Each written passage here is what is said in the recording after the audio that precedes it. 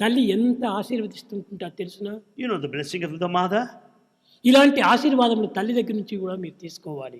And you be blessed by your mother. ఎందుకంటే మీరు రేపు తల్లిని కాబోతారు. Because you are going to be future Eenadu mothers. తల్లిదండ్రుల యొక్క ఆజ్ఞను శిరసావహించి వారి సేవలు మీరు చేసినప్పుడు మీ బిడ్డలు మీ సేవలు చేస్తారు. If you follow and obey your parents, your children will obey and follow you tomorrow. కనుక తండ్రి సేవ చేసినటువంటి వాడికి తిరిగి తన సేవ తన కుమారుడు చేయగలరు. Naturally, if you serve your father, you will be served by your son. తండ్రి సేవ ఈనాడు చేయకుండా నేను సంపాదించుకున్నాను కదా నీవు స్వేచ్ఛగా సంచరిస్తే నీ సేవ నీ కుమారుడు చేయలేరు. If you spend your money on your own without serving, taking care of your father, you are not going to be looked after ఆనాడు by your తిరిగి నీవు son. ఏడ్చవలసి వస్తుంది. Then you may have to cry later. కనుక ఆ ఏడుపులు లేకుండా ఈనాడే దాన్ని మీరు సర్దిద్దుకోండి. See that you don't have to cry tomorrow. Correct yourself. యద్భావం తద్భవతి, ఇది ఏ వేదాంతం యొక్క ప్రధాన సత్యం. The truth, the philosophy మనం says ఎలాంటి to you. పనులు చేస్తామో అలాంటి ఫలితాన్ని మనం పొందుతాం. Naturally, as is the action, so is the reaction. దైవం యొక్క ప్రేమను మీరు సంరక్షించుకోండి.